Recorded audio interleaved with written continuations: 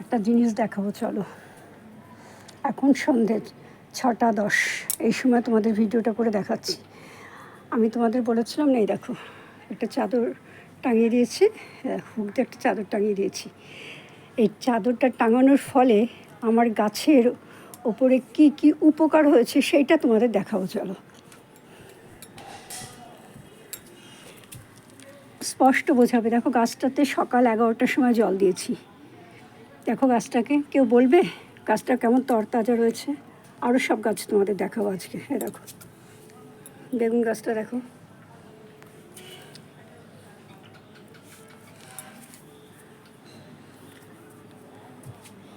কুমড়ো গাছটা দেখো, করলা গাছগুলো দেখো,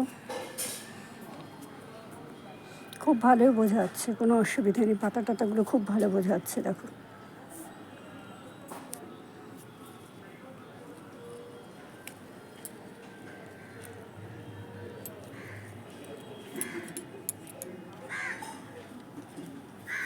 সব গাছগুলোর দিকে ছুঁয়ে দেখো,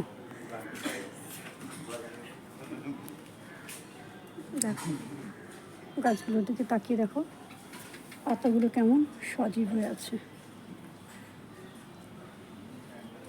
বেদানা গাছটা তো পুরো নেতিয়ে যায়। লঙ্কা গাছগুলোর অবস্থা দেখো, অন্ধকারে পুরো ভালো দেখা যাচ্ছে।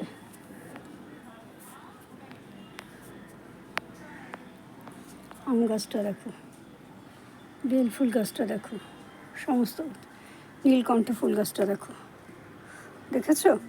শুধুমাত্র এই একটা চাদর লাগিয়ে দেওয়াতে এগুলো পাতাগুলো আগে চলে গেছিলো।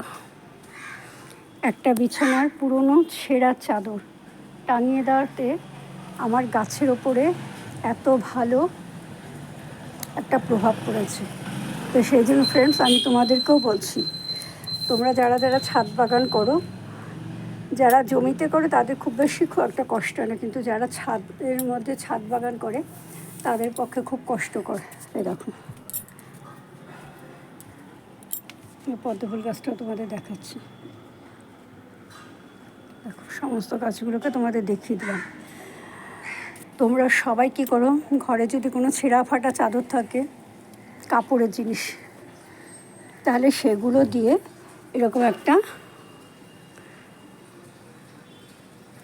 চারপাশে 4টে দড়ি বেঁধে টেনে দাও, যাতে গাছের মধ্যে শ্যাডো পড়ে।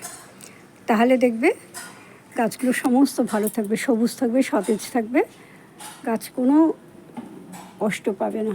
আর গাছ কষ্ট না পেলে আমরাও কষ্ট পাবো না। ঠিক আছে ফ্রেন্ডস, আজ এখানেই রাখছি। দেখা হবে আগামীকাল আগামী একটা ভিডিওর সাথে। ততক্ষণের মতন বাই। তোমরা সবাই খুব ভালো থেকো, সুস্থ থেকো, আনন্দে থেকো, খুব খুব মজা করো। আর আমার এই ভিডিওটা যদি তোমাদের ভালো লাগে তাহলে তোমরা অবশ্যই লাইক করো, শেয়ার করো, সাবস্ক্রাইব করো, আর পাশে থাকা আইকন বেলটা বাজিয়ে দিও, আর কমেন্ট অবশ্যই করো। আর একটা জিনিস তোমাদের একটু দেখিয়ে দিই, এই দেখো আমার যে মাদার পদ্মফুল গাছটা ছিল, ওই গাছটাকে পুরো ডাল কেটে দিয়েছে। দেখো 3টে মাত্র ডাল আছে, সব কেটে দিয়েছি। Bye, tata.